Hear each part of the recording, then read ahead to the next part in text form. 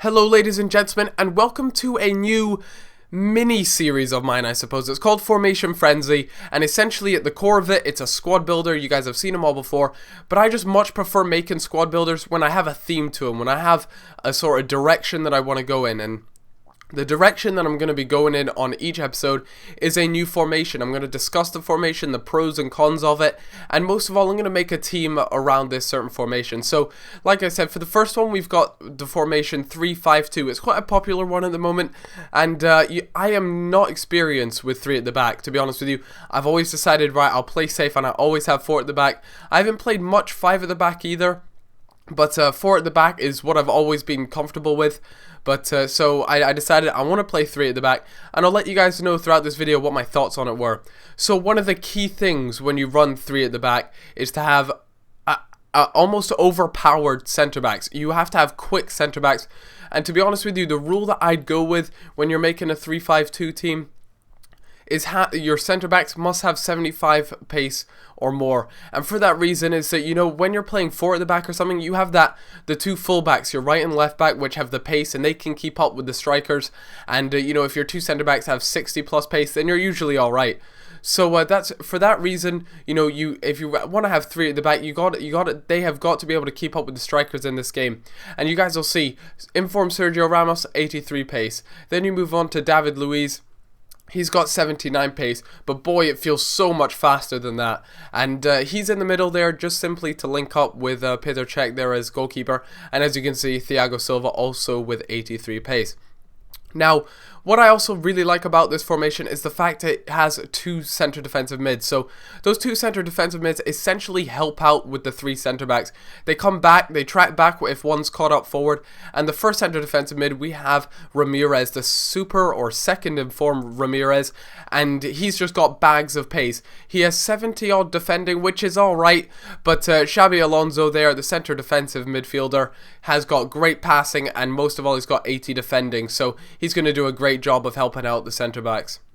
Then at left mid, who I actually only recently found out literally about 10 minutes ago fitted into this team with 9 chemistry. So that before that I had Pedro playing left mid, and then I realized I was just scrolling through my club and I realized I had Ronaldo. I was like, it'd be great if he fitted into this team, and so that's exactly what I did, and it's gonna work really well. I haven't actually played with him as left mid. I've always played with the Pedro, but no doubt he is going to tear it up. I love Ronaldo in this game. On right mid, we have the one person who isn't on 9 chemistry, Hulk. Hulk is on only 7 chemistry, which is a bit of a letdown, but trust me guys, the 7 to 9 chemistry isn't too big of a difference, and he's still tearing it up down that right wing. Then we have one of my favorite informed players possibly. He's not got bags of pace, but he is a fantastic player, and that is Mikel Arteta, and his shot is just insane in this game. Honestly, his shot, his free kicks are beautiful, and just in general a class player.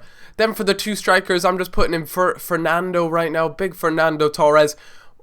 He is like, if there's an informed striker that you guys need to get, it's him. I prefer his 87 version to his 88 version again. And honestly guys, you will not be wasting your coins at all with him.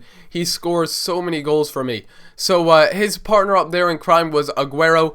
I have to admit, I prefer the 86 Aguero as well. I don't know what it is with these lower rating cards, but I just seem to prefer them. And then on the bench here, we have, you know, the less expensive ones, I suppose. Balotelli is actually a little bit expensive, but I'm about to put in PK there, who you can get instead of Sergio Ramos if you don't have the coins. The only issue with PK, I actually had him first till I decided he just wasn't fast enough for me, and so I had to go out and purchase myself Sergio Ramos. Then there's the left mid Pedro that I was using the entire time until I realized big Ronaldo managed to fit into my squad, so that's the reason why he's in there. So I hope you guys kind of like the look of that squad. You know, there's a lot of little tweaks you guys can make to the team to fit your own play style, or just fit the players that you already have in your club. That's probably one of the biggest things I can recommend to you guys. Another thing is, when I take a look at formations, I also like to take a look at the cost of the cards of each player. Sorry, the cost of the formation cards if you need to make changes. And to be honest with you, they seem fine. They go for about 1,200. You can usually pick them up for. So they're not too super expensive, like 5-6K as some of them are these days.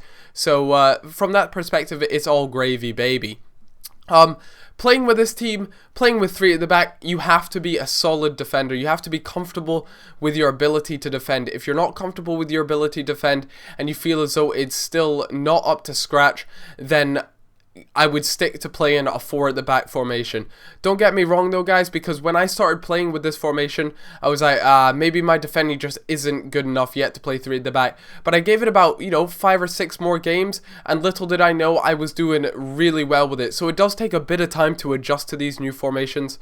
But, because I haven't played a lot with 3 at the back, to be honest with you. And Pedro picks out an absolute peach of a pass there, and Mikel Arteta was there to finish it. So, like I was saying, ladies and gents, you have to be able to, take time to adjust to these things. But honestly, if your defending isn't that great just yet, honestly, just hold off and wait and work on your defending and then come and use a 3 at the back. Because attacking wise, this formation is so dominant. You always have someone who's willing to make runs, and I get pretty lucky there, and Mikel Arteta, feeling a bit cheeky, does a like 360 180 back heel shenanigans. So overall, this formation is a lot of fun, and to be honest with you, it's kind of made Ultimate Team a little bit more fun. I'm trying out stuff I haven't tried out before, so that always makes Ultimate Team more fun. And I'd most definitely give this formation a thumbs up. It's a fantastic formation for 3 at the back.